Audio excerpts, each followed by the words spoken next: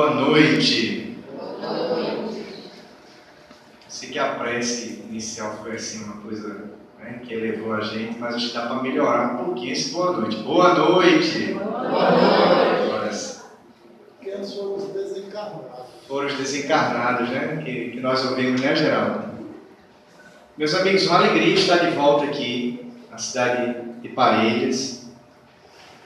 Nós estivemos aqui, salvo engano, no final do ano passado, por ocasião da jornada, e praticamente quase um ano depois estamos retornando aqui. Uma alegria estarmos novamente aqui no GEBEM, e dentro desse momento em que, com essa palestra, nessa noite, nós também estamos dando o pontapé inicial, vamos dizer assim, toda uma programação esse final de semana do Entre Seridó, que é o encontro de trabalhadores espíritas da região de Seridó. Então, teremos programação.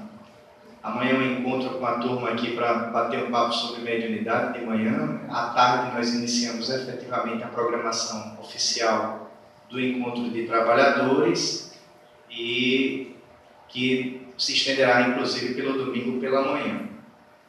Então, nós cumprimentamos tanto os queridos amigos aqui da cidade de Parelhas, que normalmente frequentam aqui a instituição, quanto também os queridos amigos que já se unem a essa caravana fraterna e que vieram aí da cidade de Currais Novos, né?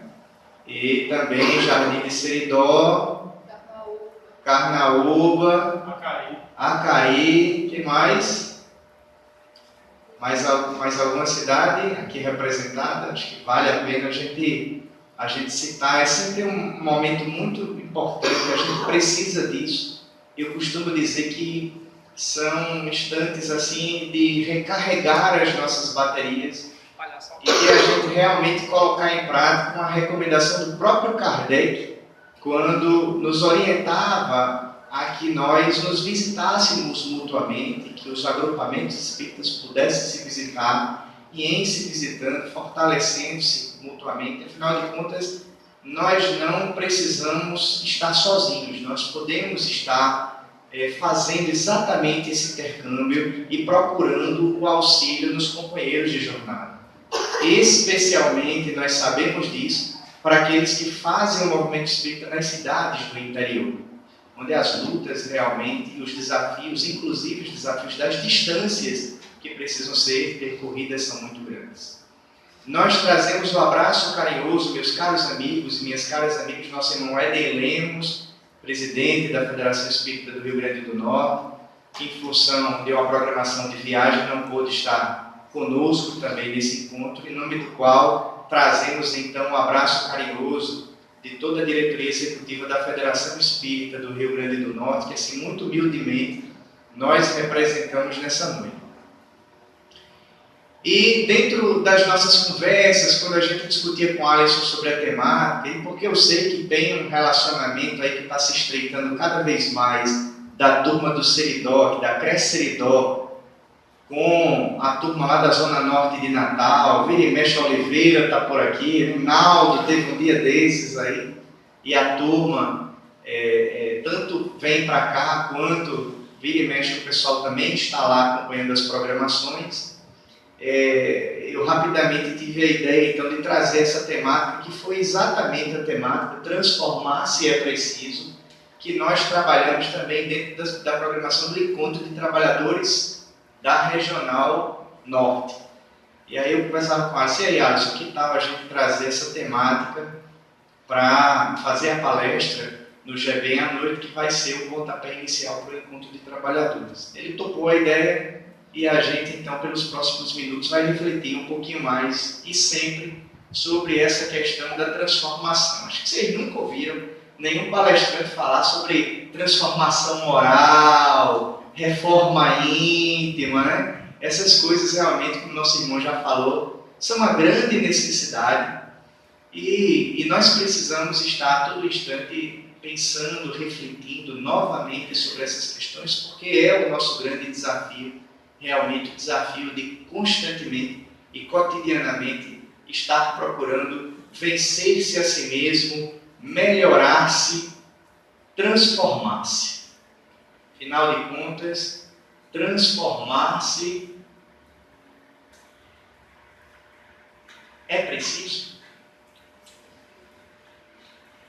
E aí eu me lembro de vou chamar de poeta, músico, talvez vocês conheçam, e que eu vou arriscar-me não a cantar, porque eu não vim com o dom do Wesley, né, da turma aqui dos cantores, mas a declamar, porque ele tem uma música que fala muito sobre essa questão da transformação moral.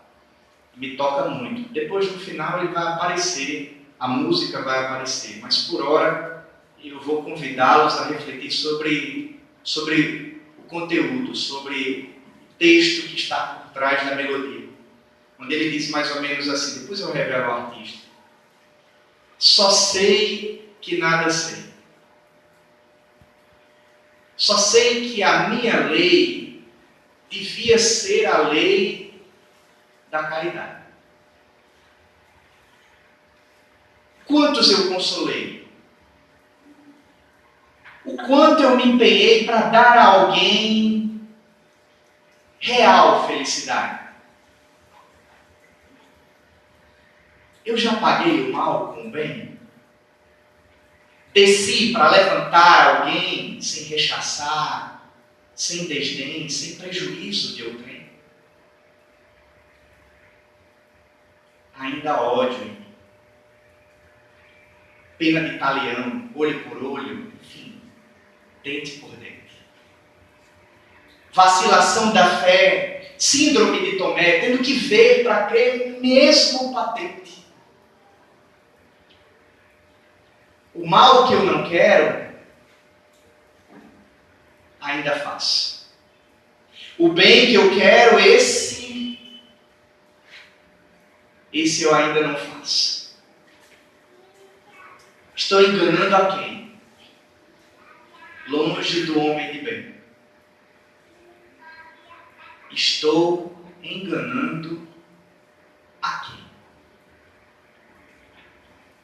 E quando nós começamos a refletir sobre essa temática, ela começa realmente com uma interrogação. E começa com uma interrogação porque realmente, inclusive como vocês estamparam belíssimamente, permitam-me voltar, no cartaz que divulgou esse nosso encontro, foram pedir ajuda da universitária Joana de Ângeles, que disse: sem o passo inicial, ninguém vence as distâncias. Então, quando nós começamos a refletir sobre essa questão da transformação moral, nós necessariamente temos que começar refletindo que o primeiro passo para a mudança é reconhecer a necessidade, né? São essas reflexões que o artista e que o poeta fez na licença poética da nossa parte, questionando-se a si mesmo e chegando à conclusão realmente que ainda não é capaz de fazer todo o bem que gostaria, e o mal que não gostaria mais de fazer, vira e mexe, ainda faz parte das suas atitudes. É preciso haver esse certo incômodo interior, essa necessidade de melhorar-se, de transformar-se para melhor, porque sem ela não se começa a jornada, não se dá o primeiro passo, não se vê essa necessidade. E aí eu gosto muito dessa imagem, eu às vezes a utilizo com uma abordagem positiva, mostrando então que a gente precisa reconhecer o nosso potencial, e nós podemos fazer essa leitura dessa imagem, mas nós também podemos fazer uma outra leitura dessa imagem, que é o cuidado que nós precisamos ter para não contemplarmos no espelho uma imagem distorcida de nós mesmos. Simbolizando então um grande desafio, e Joana de Ângeles, que já foi referenciada aqui, já aparece de novo, como a nossa universitária de sempre. esse mergulho interior que ela fala sempre, é fundamental para que a gente possa, mergulhando dentro de nós mesmos, contemplar-se com, inclusive, as nossas necessidades e as nossas oportunidades de melhoria. Talvez foi isso que nos motivou a chegar até aqui, no GBEM, ou em qualquer uma das casas espíritas que nós frequentamos. A necessidade de dar um passo adiante, de melhorar a sua condição de vida, de encontrar a felicidade, o bem-estar, a paz de espírito, mudar para melhor, transformar-se para melhor.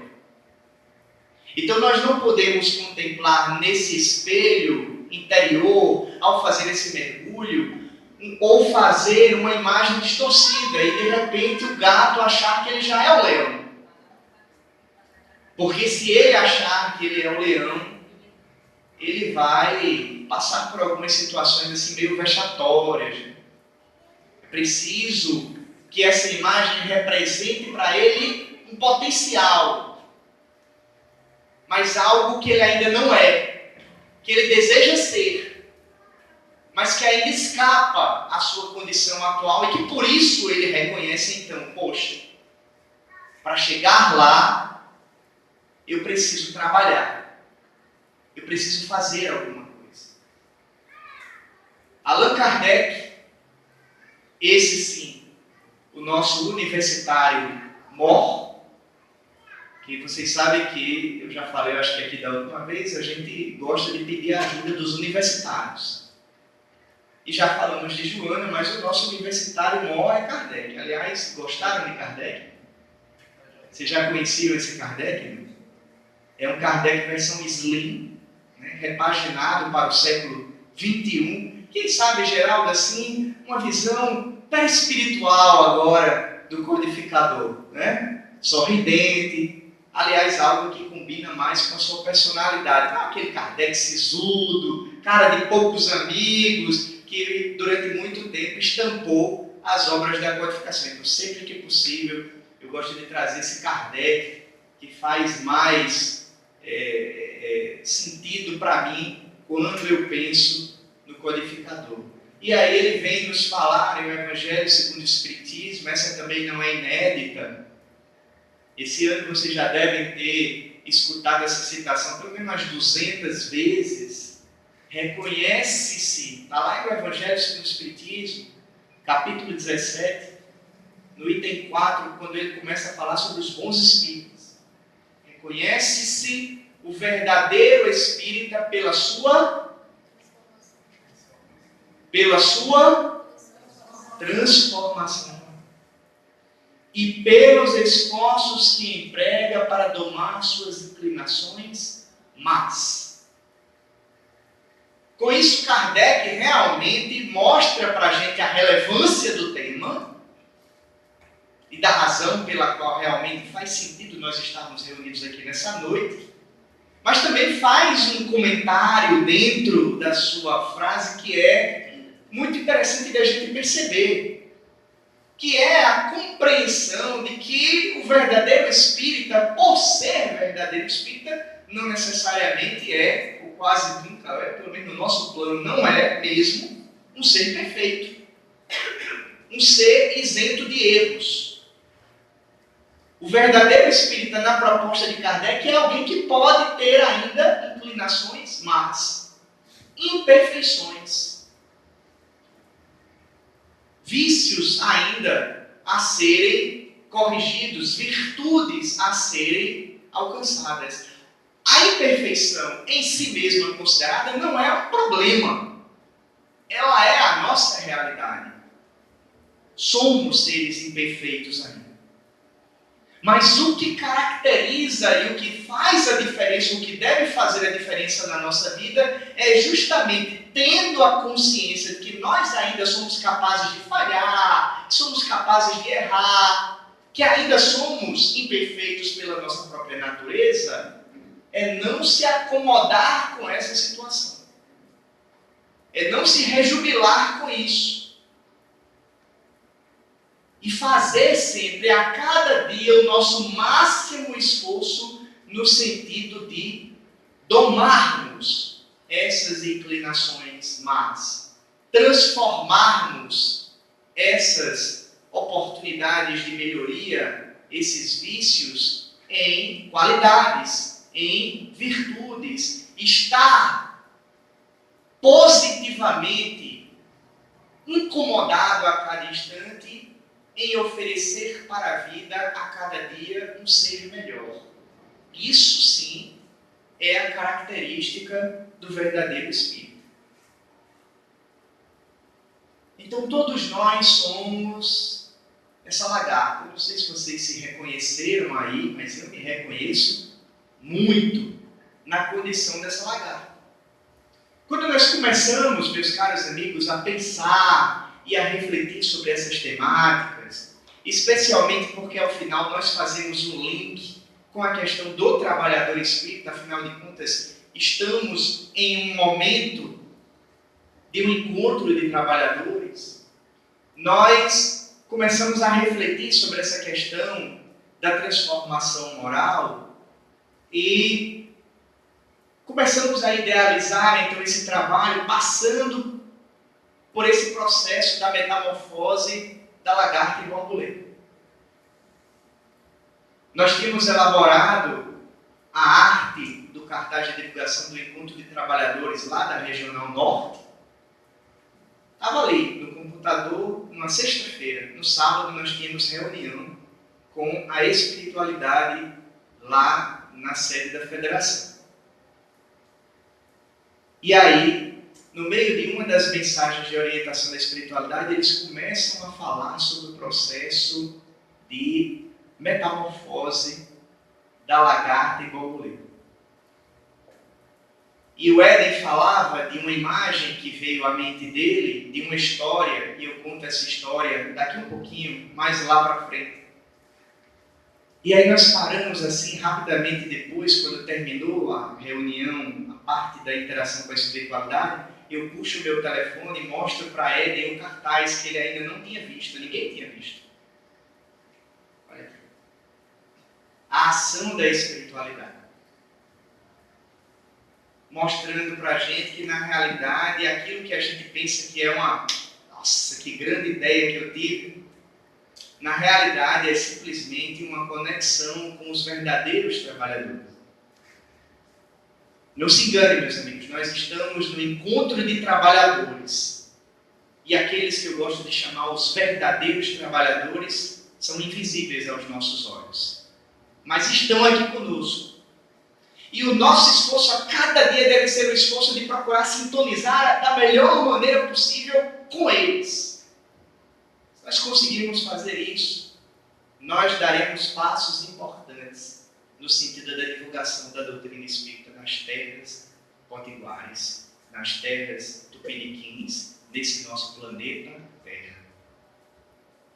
Mas isso foi só para contextualizar para vocês a razão de ser da lagarta está aparecendo por aqui. Aliás, eu brincava com Dona Santana, que alguns conhecem, o Alisson conhece, minha mamãe, né? Ela estava comigo lá, e aí tem um cartaz, mais ou menos como esse que vocês colocaram, assim, tão gentilmente, com uma foto minha, né? Que depois serve também para espantar pernilongo e uma série de outras coisas assim também, pode ser reaproveitado. E aí a mamãe ficava lá olhando e dizendo, mas esse aí é você? Mas você está tão diferente. Eu disse, pois é, mamãe, a internet às vezes engorda um pouco a gente. Não é você, está muito diferente, você está envelhecido demais. E aí depois, quando começou a palestra, eu disse, e agora, Dona Santana, consegue me reconhecer melhor aqui? Porque de uma certa forma, nós ainda somos exatamente essa lagarta. Ainda rastejando pelo solo, no sentido das provas e das expiações pelas quais nós ainda precisamos passar. Já pararam para imaginar? Quando, por exemplo, a gente lê no Evangelho Agostinho falando sobre os mundos de regeneração, dizendo que lá o amor reina, que é uma maravilha, que a paz domina tudo. Ou já pararam para pensar assim, quando vocês desencarnarem e que estiverem lá na colônia espiritual, volitando, que maravilha, Geraldo. Hoje aqui ainda, Alisson, a gente está preso à lei da gravidade, né? Essa lei da gravidade que nos impulsiona, né, na direção da crosta terrestre. Agora imagine aí na condição do espírito, os amigos espirituais que estão aqui, para os quais as barreiras materiais não impõem qualquer dificuldade e que com a rapidez do pensamento podem se conectar conosco. Um Bezerra de Menezes, por exemplo, que dá nome a essa instituição e que como espírito já superior pode atestar a sua presença em múltiplos lugares no mesmo instante de tempo, revelando o dom da ubiquidade. Pararam para pensar quando a gente chegar lá, que maravilha vai ser, quantos potenciais de auxiliar os nossos semelhantes, mas nós ainda nos encontramos aqui, tendo que nos haver com as dificuldades de uma vida material e bem material ainda, e coloca material nisso, né? Tendo que ficar ainda condicionado aos limites de um corpo físico. Esses dias nós estávamos refletindo sobre isso. Um amigo nosso, conhecido nosso da universidade, recentemente desencarnou agora por esses dias. Teve uma infecção, chegou no hospital, o quadro se agravou, desencarnou. E aí nós ainda vamos enfrentando essas situações, as provas e as expiações, mas chega um determinado momento da nossa vida em que a gente diz assim, quer saber de uma coisa? Eu não aguento mais. Estou querendo realmente modificar essa minha condição de ser que rasteja pelo sol. E aí um dia a lagarta contempla a possibilidade de vir a se tornar borboleta. Que maravilha! Que maravilha quando eu me transformar em borboleta. E aí eu não vou estar mais limitado a ter que me rastejar aqui. Eu vou voar, eu vou poder voar. E voando eu vou contemplar outras paisagens. Não existirão mais limites que eu não possa transpor, bastando para isso minha vontade. Sem falar a beleza agora do meu ser transformado. Todos acham a lagarta tão feia, um ser ainda que muitas vezes pode causar algum perigo, mas todos admiram a borboleta. Que maravilha quando eu puder contemplar os céus, não estar mais aqui na base, mas estar no topo das árvores, junto com as flores, podendo sentir o seu aroma, o seu perfume. Que maravilha! Que maravilha! E a vida, nos diz Joana de Ângeles, ela nos enseja essa oportunidade porque ela, em si mesma considerada, é um incessante mecanismo de transformações. A lagarta, em determinado momento, ela vai perceber que a mudança virá. Em determinado momento, ela acontecerá. Nada permanece inalterável. A mudança é fenômeno natural do processo renovador, nos diz a nossa benfeitora espiritual lá em Momentos de Saúde. E aí o que era uma interrogação transformar-se. É mesmo preciso? Porque apesar do cúmulo da contradição, tem muita lagarta por aí querendo permanecer como lagarta. Afinal de contas, também tem essa questão. Eu já domino aqui o meu terreno. As dificuldades, elas existem, mas elas já são conhecidas. E eu agora vou também me meter a ser borboleta e voar. Vai que eu caio. Do chão aqui eu estou no passo. Mas lá de cima, se eu cair, pode ser complicado. E muitas vezes, mexendo com o reino aí dos seres inferiores, bate aquilo que eu gosto de chamar da síndrome do avestruz, muitas vezes na gente. E a síndrome do avestruz, que o avestruz ele é conhecido por aquele estereótipo de enterrar a cabeça na areia, pela sua constituição. E muitas vezes a gente fica postergando esse momento, com esses receios. Porque tem uma coisa interessante dentro desse processo que a gente vai descobrir já já. Ele é extremamente necessário. Ele nos libertará dessa condição. Mas não como um passe de mágicas. Existe um processo, mas em algum momento toma-se a decisão. Eu vou mudar. E o que era a interrogação passa a ser uma exclamação. E a lagarta, então, resolve se enclausurar no seu casulo. E lá dentro do seu casulo, continua novamente movida por esse ideal. O ideal de se transformar para melhor. O ideal de virar a borboleta. O ideal de purificar-se enquanto espírito, tornar-se uma pessoa melhor, evoluir, libertar-se da inferioridade e alcançar a condição da superioridade, planificar-se no amor, amadurecer espiritualmente, fazendo um paralelo. E aí, após o momento da tomada de decisão, agora vai.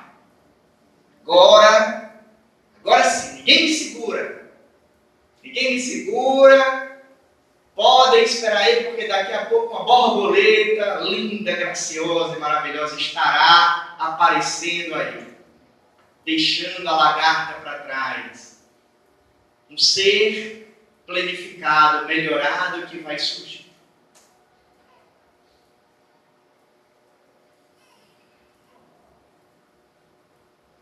E ela começa a fazer o seu esforço, né? Voltar um pouquinho aqui, para a gente dar mais uma rodadazinha do esforço da lagarta lá dentro do casulo. Mexe para um lado, mexe para o outro. E aí começam a surgir algumas interrogações no meio do caminho. Espera aí, quem me vendeu esse pacote esqueceu de me contar alguns detalhes. Deixa eu dar uma olhada de novo no contrato para ver aqui nas letras miúdas, porque ninguém me falou um detalhe extremamente importante dentro desse processo. É que ia ser trabalhoso. É que ia exigir esforço. Que não ia acontecer num passe de mágicas. Ninguém me disse que eu ia ter que fazer esse esforço colossal para vencer a mim mesma. E que essa metamorfose ia exigir de mim tanto trabalho, tanta luta, tanto sacrifício, tanta dor. Mas se nós não perdemos de vista, meus caros amigos e minhas caras amigas, o ideal, a gente continua. É o ideal que continua nos movendo adiante. Sem ele, a lagarta desiste no meio do caminho.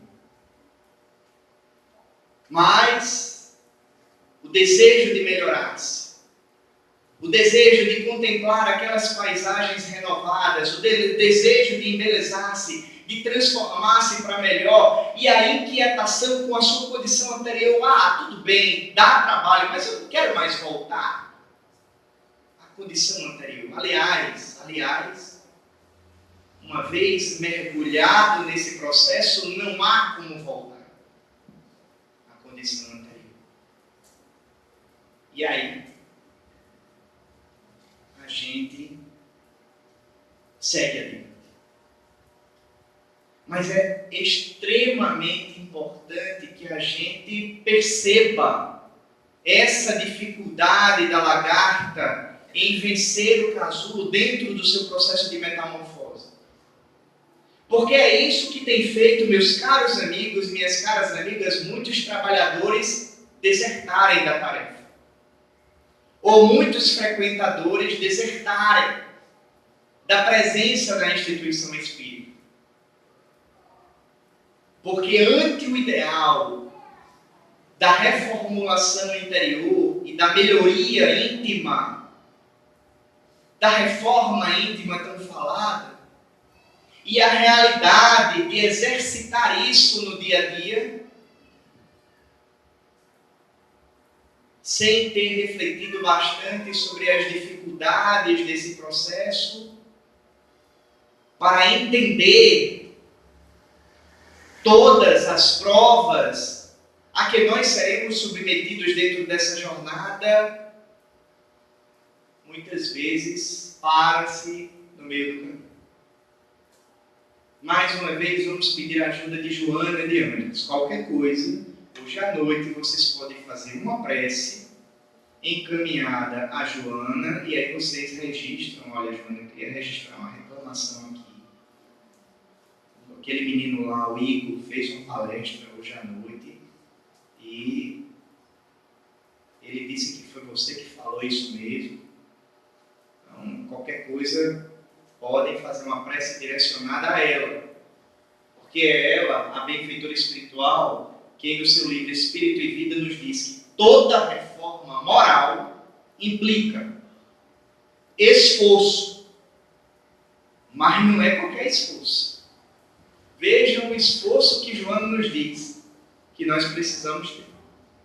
Um esforço titânico e uma luta demorada.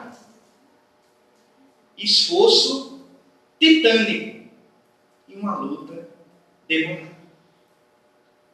É o processo da lagarta ali interiormente, fortificando-se e tentando, à medida que o tempo passa, encontrar a condição de renovar-se para conseguir romper o casulo. Não é fácil. É preciso uma boa cota de sacrifício. Todos nós sabemos disso. Todos nós sabemos disso. Então nós precisamos pensar sobre essas questões. Quantas vezes eu perdoarei ao meu irmão? Perguntou Pedro a Jesus. Será apenas 7 vezes? É fácil, Senhor. Entenda uma pergunta de Pedro nesse aspecto. Pedro, que foi cantado aqui pelos nossos irmãos, uma belíssima interpretação da música de Tim Vanessa.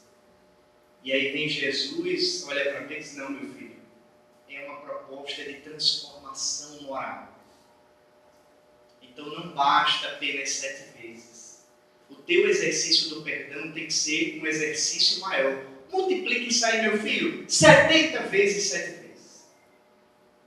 E ainda tem muita gente por aí fazendo a conta. 7 vezes 7, 49, 490 vezes.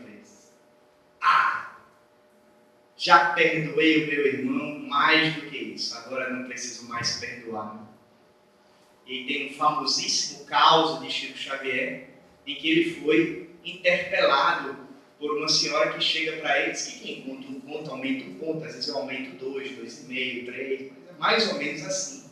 A lenda, reza a lenda, que chegou essa senhora para Chico Xavier e disse assim: aí, Chico, está lá no Evangelho. Perdoareis ao vosso irmão 70 vezes 7. 70 vezes 7, eu fiz as contas, 490 vezes. E eu já perdoei o meu marido, nesses 35 anos de casados, muito mais de 490 vezes. Posso parar de perdoar? Eu já atingi a cota. E aí, conta-se o caos, né, que Chico Xavier ficou numa situação meio complicada, foi pedir a ajuda de quem? Do universitário, no caso, Emmanuel.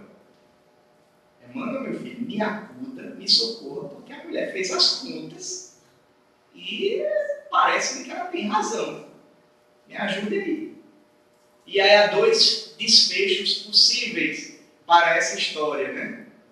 O primeiro é que Emmanuel vai chegar para Chico e vai dizer assim: olha, diga para ela que ela está certa, 490 vezes. Cada pecado, cada erro. Então, pergunte a ela se ela perdoou o marido 490 vezes por cada diferente erro que ele cometeu para com ela. Ou então, na segunda versão, das duas eu não sei qual é a melhor, Liga para ela, que são 490 vezes, mas reinicia a contagem a cada dia. No dia seguinte, zera e começa novamente. Parece que nenhuma das duas respostas deve ter agradado àquela senhora. Mas, na realidade, quem de nós aqui já não passou por uma situação dessa? O quanto é desafiador ainda para a gente perdoar. Perdoar efetivamente. E ao ser ferido, ao ser magoado e ao ser constrangido, oferecer a outra face e permanecer com um sentimento de amor por aquela pessoa que nos feriu, que pisou no nosso carro, machucou a nossa unha encravada. É a lagarta fazendo o seu esforço para se transformar em borboleta. Se amardes somente aos que vos amam, que fazeis nisso mais do que as pessoas de má vida, que também são capazes de trocar-se favores mutuamente. Eu, por outro lado, vos digo, amai os vossos inimigos. Fazei o bem àqueles que vos perseguem e vos caluniam. Retribuí o mal com o bem. Se alguém te constranger, andar 1000 passos com ele, ande mais ainda. Se alguém te pedir um manto, dê a ele a túnica. Já pararam para pensar nisso? Então esses são os nossos desafios, que nós estamos vivendo agora, nesse momento, presentemente. E nós precisamos ter consciência de que exige de cada um de nós esse esforço. Aquele esforço que Allan Kardec colocou, que seria o esforço pelo qual nós seríamos reconhecidos como verdadeiros espíritas. O esforço de a cada dia vencermos e dominarmos as nossas más inclinações. E não dá mais para deixar para depois. Sabe por quê? Porque a gente já fez isso demais. A gente já vem deixando para depois há muito tempo. E ao longo das últimas encarnações, constantemente Jesus vem batendo na porta dos nossos corações e a gente dizendo assim, Senhor, agora não. Deixa para depois. Agora eu estou com uma preguiça. Esse negócio de perdoar dá trabalho demais, Senhor. Amar os inimigos. Não consigo nem amar os amigos ainda direito, que dirá os inimigos. Mas não há outra coisa a se dizer. Não há outra recomendação a se fazer. E é por isso que nós seguimos aqui. E que bom que nós seguimos. Refletindo mais uma vez e sempre sobre essa mesma mensagem, que nós ainda em alguns momentos chamamos de boa nova. Mas que convenhamos, meus amigos,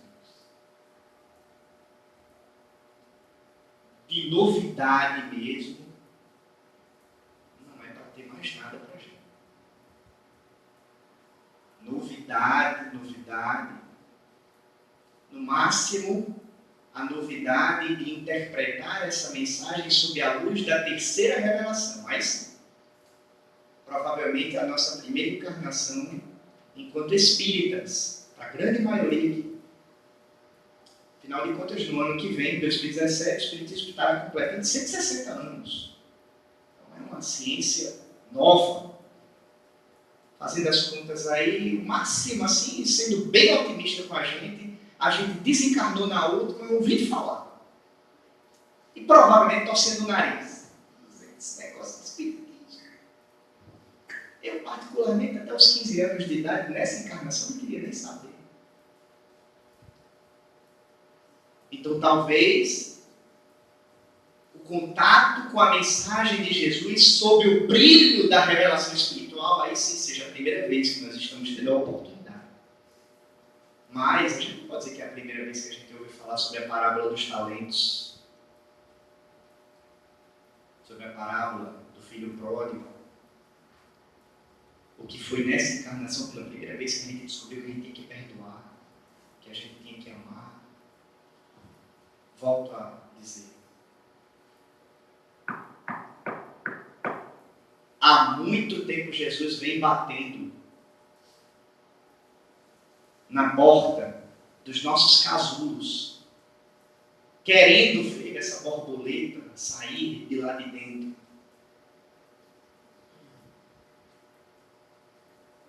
Com os braços abertos na nossa direção. E em alguns momentos, vejam só que pretensão a minha, eu fico imaginando o Senhor olhando para a gente e dizendo: o que é que vocês estão esperando? O que é que vocês ainda estão esperando? Mas é lógico que, como grande mestre, ele compreende as nossas fragilidades, as nossas dificuldades ainda.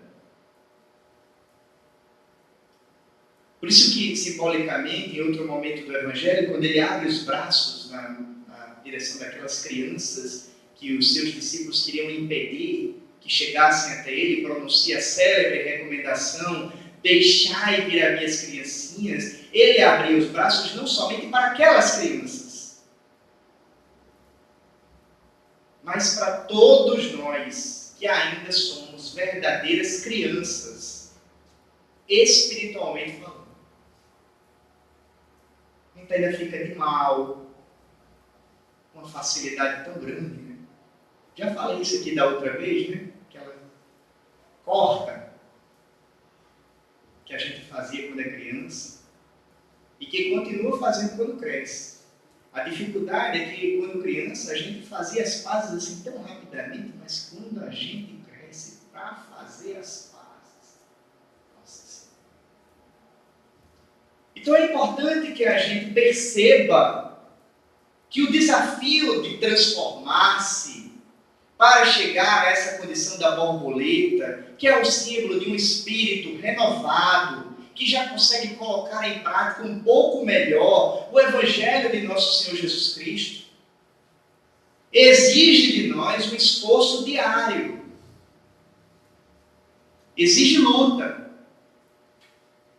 exige a sua cota de sacrifício. E Jesus espera e segue esperando pacientemente o desabrochar de cada um desses casulos. E aí então, dentro da essência do encontro de trabalhadores, nós trouxemos esse quadro que muitas vezes pode representar para a gente o quadro das nossas dificuldades. Para que a gente as observe e trace estratégias para superá-las. Para que a gente não seja dominado pela síndrome do abajur. Eu fui assistir uma palestra lá no GB e o nosso irmão Igor falou de reforma íntima, mas é tão difícil. Joana de Ângeles falou lá que o esforço é titânico. Você sabe o que quer dizer isso? Nem sei direito o que é que significa essa palavra. Titânico. Eu não vou conseguir. Todos nós temos condições de conseguir. Diga um número aí para a gente. Número 7. Incompreensão familiar. Quem de nós aqui não sabe o que é isso? Muitas vezes, para ir até o trabalho espírita, ou para ir até a casa espírita, nós deixamos os nossos da retaguarda e nem sempre somos bem compreendidos. Lá vai você de novo para aquele centro. O que é que você faz tanto lá? Bom, pelo amor de Deus, você já vai estar virando um fanático assim desse jeito. É todo dia lá. Diz o Evangelho que é amar o próximo, mas cadê o próximo aqui, o próximo de dentro de casa? Você não vai lá para você falar de amor e a gente aqui tudo necessita. E é uma reflexão importante que precisa ser feita. Então, muitas vezes, nós estaremos precisando lidar com essas questões. e tendo o grande desafio de buscar equilibrar as demandas do trabalho espiritual com as demandas do lar, não deixando nenhuma dessas duas dimensões da vida negligenciadas. Muitas vezes não há incompreensão, mas nós sabemos o sacrifício. Alguns conseguiram vir até aqui com a família, outros não. Eu deixei, por exemplo, o Andrezinho na retaguarda, com a esposa. E para estar aqui vivendo essa experiência riquíssima do encontro de trabalhadores, estamos momentaneamente abrindo mão do convívio com os nossos familiares. Então nós que vivemos nessas múltiplas dimensões da vida precisamos equilibrar essas questões e entender que nem sempre o nosso esforço de melhoria vai ser compreendido plenamente por todos aqueles que estão pertinho de nós. Diga um outro número. Pode ser um. O 1 e qual foi o que a senhora disse? 12. Pronto. Então 1 e o 12. Primeiro 1 ou primeiro 12? Primeiro 12. Muito bem. Cavalheiristicamente, né? Necessidades profissionais. Aqui vale para os trabalhadores e vale para os frequentadores. Quantas vezes a gente quer ir na casa espírita, participar de determinada atividade? O trabalho, muitas vezes, ainda nos exige tanto. E cada dia mais, nesses tempos modernos, exigindo muito mais, muitas vezes além dos horários normais de expediente, tendo que entrar no terceiro tempo, tendo que fazer hora extra, serão, enfim. Momentos de crise, então. Muitas vezes, as necessidades profissionais vão ser um contraponto. Mas é preciso ter cuidado com isso também. Sabe aquele ditado que quando você quer que alguma coisa seja feita, entregue para uma pessoa assim, bem ocupada? Então tem muita gente assim dizendo, como eu gostaria de me aposentar, de se aposentar, porque quando eu fosse aposentado, aí sim. Aí o Gebem ia ver que trabalhador ele ia ter. Aí tem esse caos, né? Começou desde jovem. Fulaninho, vem aí aqui ajudar nas nossas atividades da evangelização.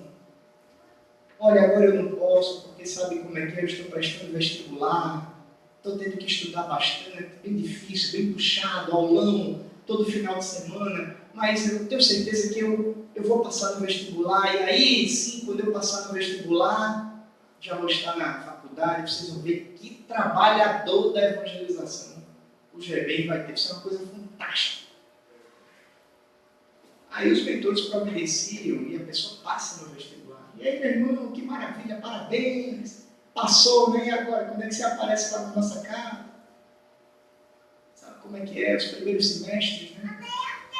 Muito difíceis, exigem muito da gente. Eu sabia que era assim tão puxado.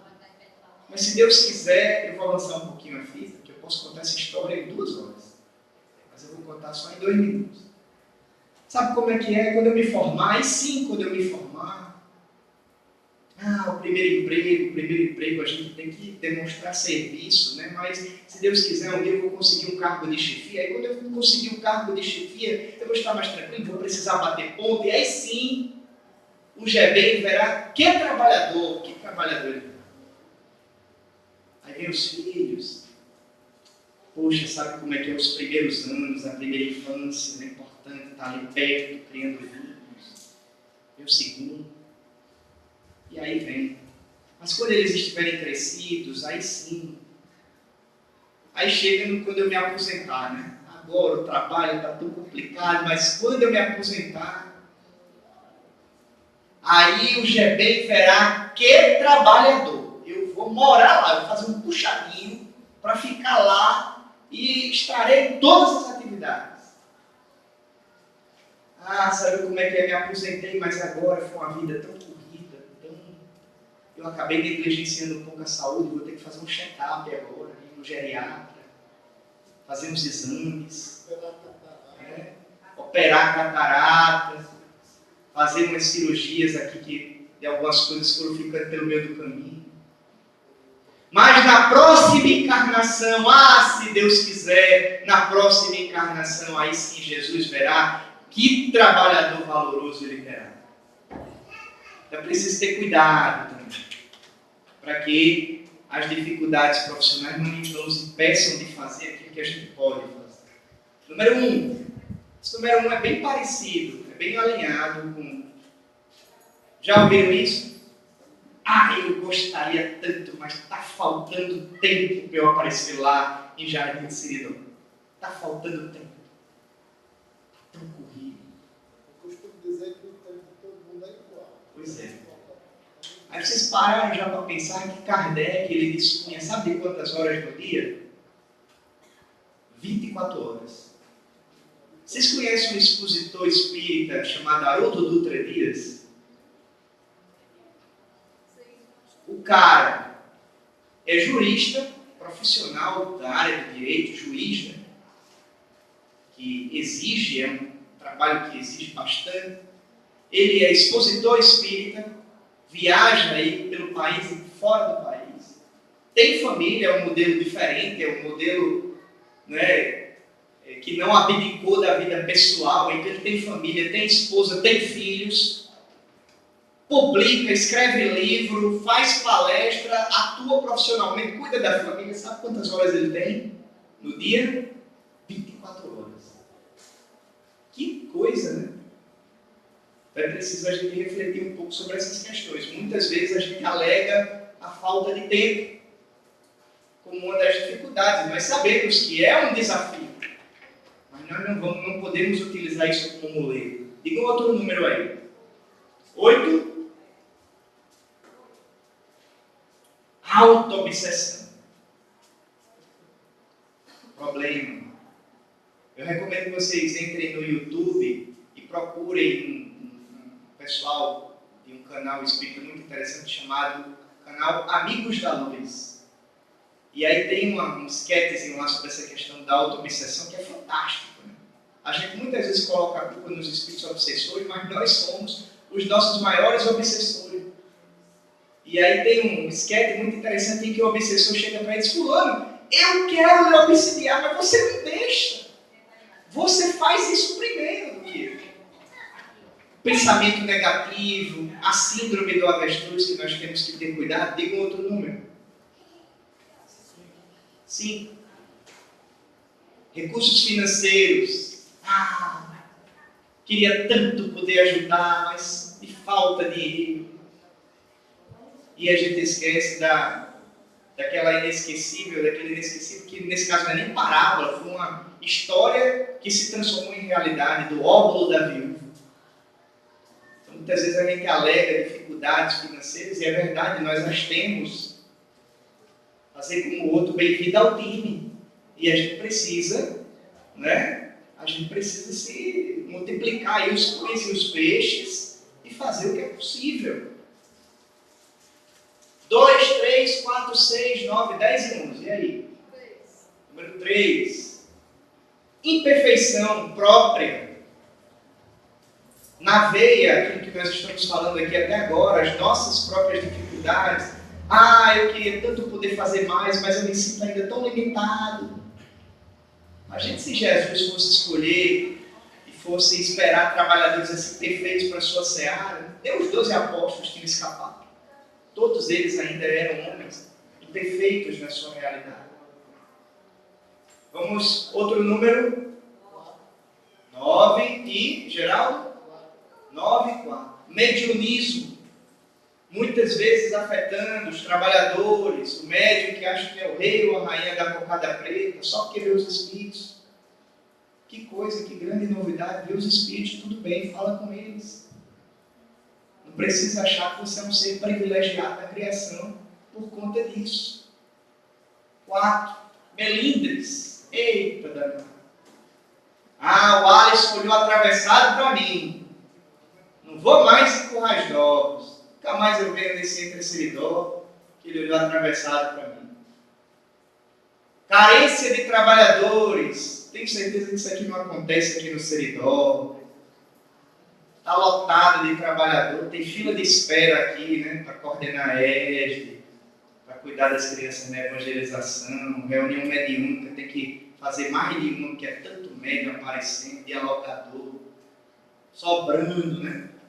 Bem-vindo ao time. E Eu que tenho andado um pouquinho pelas instituições espíritas aí no movimento, está faltando em todo canto. Pense num ser assim meio em extinção, é o danado do trabalhador, conhecimentos limitados, assédio espiritual e disputas internas. Um quadro aí das dificuldades que muitas vezes nós, enquanto lagartas, vamos enfrentar dentro das nossas atividades na casa espírita, como trabalhadores ou como frequentadores, para, enquanto trabalhadores, seguirmos no trabalho, ou para, enquanto frequentadores da instituição, seguirmos nas atividades e, mais à frente, nós transformarmos, inclusive, em trabalhadores. Mas é importante que a gente olhe para esse quadro, não para que a gente deprima, não para que a gente se entristeça, mas para que a gente perceba que isso faz parte da nossa vida, essas e muitas outras dificuldades. As barreiras, elas existem com a finalidade de serem transpostas. E a proposta de falar sobre a transformação moral e trazer esse viés era exatamente para dizer, meus amigos, minhas amigas, diante das dificuldades, perseveremos. Elas virão, serão mais ou menos desafiadores, precisaremos fazer para superá-las um esforço em alguns momentos titânico, como nos disse Joana de Andes, mas importante é não parar. Seguir adiante, sempre continuar fazendo o seu esforço, percebendo que um dia nós chegaremos nessa condição. E que maravilha poder contemplar-se então como um ser renovado. E esse exercício nós podemos fazer. Não necessariamente esperando apenas chegar no estágio de renovação completa. Cada um de nós que aqui nos encontramos reunidos, os espíritos desencarnados, inclusive, pare agora para pensar. E faça uma reflexão retornando aí 10 anos na linha do tempo. Como nós estávamos há 10 anos? Como nós estamos hoje? Como nós estávamos há 20? Como estávamos há 30? Como nós estávamos há uma encarnação? Como nós estávamos há 10 encarnações? Então, a cada dia, inexoravelmente, por força de uma grande lei que é a lei do progresso, nós estamos melhorando. Agora é preciso continuar no passo. E não ficar deixando para depois, porque eu não sei se eu falei para vocês, mas já faz muito tempo que Jesus vem batendo na nossa vida. Estou nos aproximando do final desse nosso bate-papo. É muito bom quando a gente pode olhar para trás e ver que conseguiu. Celebrar as pequenas vitórias. Contemplar-se, por exemplo, diante de uma situação e ver, nossa, se isso fosse algum tempo atrás, eu teria ido ao revide, porque essa pessoa me machucou, me atacou, me feriu, mas agora eu já consigo olhar para ela e pelo menos não lhe desejar o mal, ou pelo menos não voar no pescoço dela. Eu já conto até 10. E a cada vitória celebrada, nós vamos encontrando então o ânimo e o impulso para seguir adiante. E cuidar, então. Não diz aquela famosa expressão, cuida e cuidar. Cuidar no sentido de se apressar. Cuidar no sentido de continuar caminhando. E cuidar, conforme nos diz o mesmo artista que nós citamos no início da nossa fala, do céu, em cada um de nós. Eu vou cuidar do céu em mim. Crescer, amadurecer meu senso moral. Eu vou sair desse lugar, mudar, tomar um banho de transformação moral. Eu vou cuidar do céu em mim.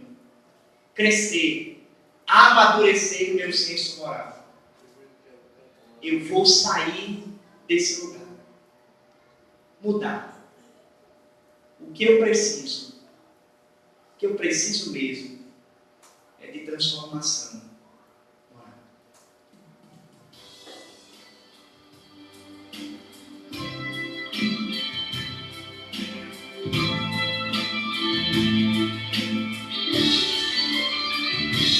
Só sei que nada sei, só sei que a minha lei deveria ser a lei da caridade.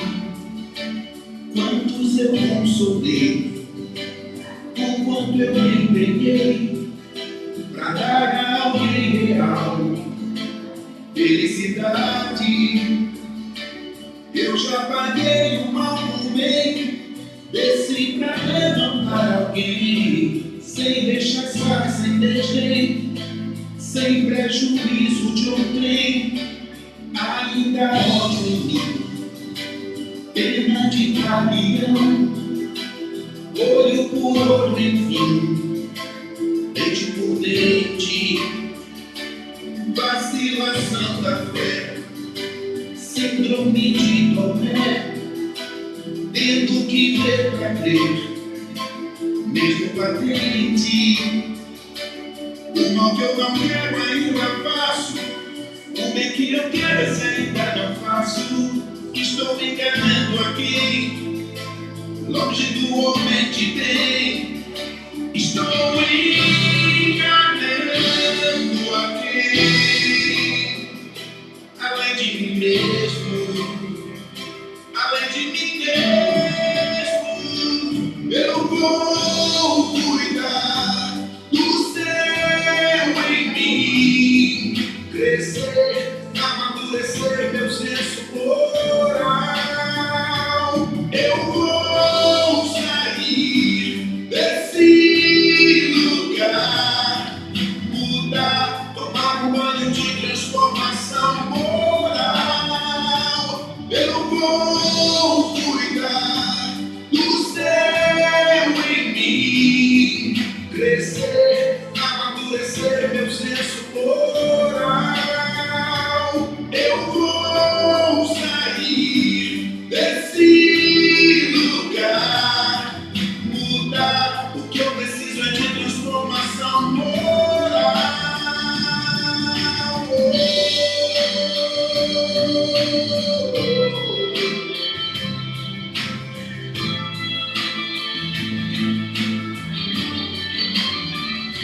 Estou enganando alguém, além de mim mesmo, além de mim mesmo. Eu vou cuidar do céu em mim, crescer, amadurecer meu senso moral. Eu vou sair desse lugar, mudar, tomar um banho de transformação moral. Eu vou cuidar do céu em mim, crescer, amadurecer meu senso moral.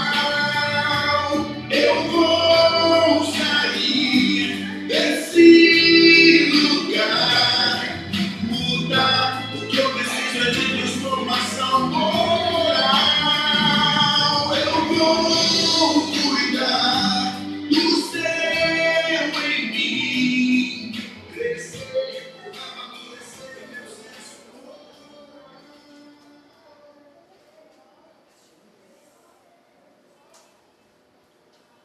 Vamos seguindo em frente sempre. Que Jesus nos abençoe, que nós possamos a cada dia continuar no nosso esforço de nos transformarmos nessa linda borboleta, na condição de espíritos cada vez melhores e mais planificados no amor. Muita paz, meus queridos, que Jesus nos abençoe.